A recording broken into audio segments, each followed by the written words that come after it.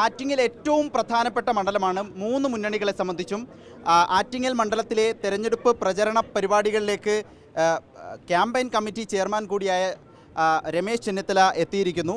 എങ്ങനെയുണ്ട് ഒരു ട്രെൻഡ്? എങ്ങനെയാണ് ട്രെൻഡ്? വളരെ അനുകൂലമാണ്. UDF 20 സീറ്റ് നേടുന്ന അവസ്ഥയാണ് നമുക്ക് കാണാൻ സാധിക്കുന്നത്. ജനങ്ങൾ ഈ 2 ഗവൺമെൻറ്റിനെയും മടുത്തിരിക്കുന്നു. അതിൻ്റെ പ്രതിഫലനം തീർച്ചയായിട്ടും ഈ തെരഞ്ഞെടുപ്പിനുണ്ടാകും. ഇതിലൊരു പ്രധാനപ്പെട്ട കാര്യം, ഇപ്പോൾ സ്വാഭാവികമായിട്ട് ഈ ഫണ്ടിൻ്റെ ഒരു പ്രശ്നം. ക്യാമ്പയിൻ ഫണ്ടില്ല. നമ്മുടെ ഫണ്ട് മുഴുവൻ BJP ഗവൺമെൻറ് മരവിപ്പിച്ചു.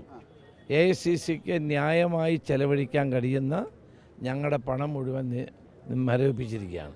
അതുകൊണ്ട് സ്ഥാനാർത്ഥികൾക്കും പ്രചരണത്തിനും ഫണ്ടില്ലാത്തതുകൊണ്ട് കൂപ്പൺ അടിച്ചു കൊടുക്കുന്നതിനെ പറ്റി ആലോചിക്കുകയാണ്.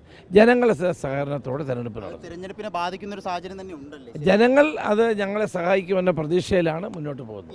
ഇവിടെ ഈ ആറ്റിങ്ങലിലെ കേസെടുത്താൽ വിഗ്രഹത്തിനൊപ്പം സ്ഥാനാർത്ഥിയുടെ പടം അടിച്ചൊക്കെ പ്രചരണം നടത്തുന്ന രൂപത്തിലേക്ക് കാര്യങ്ങൾ മാറി. ഉത്തരേന്ത്യയിലൊക്കെ കണ്ടിട്ടുള്ളതാണ്. കാരണം രാഷ്ട്രീയം പറഞ്ഞാൽ വോട്ട് കിട്ടില്ലെന്ന് അറിഞ്ഞുകൊണ്ടാണ് വിഗ്രഹം കാണിച്ച് വോട്ട് പിടിക്കാൻ ശ്രമിക്കുന്നത്.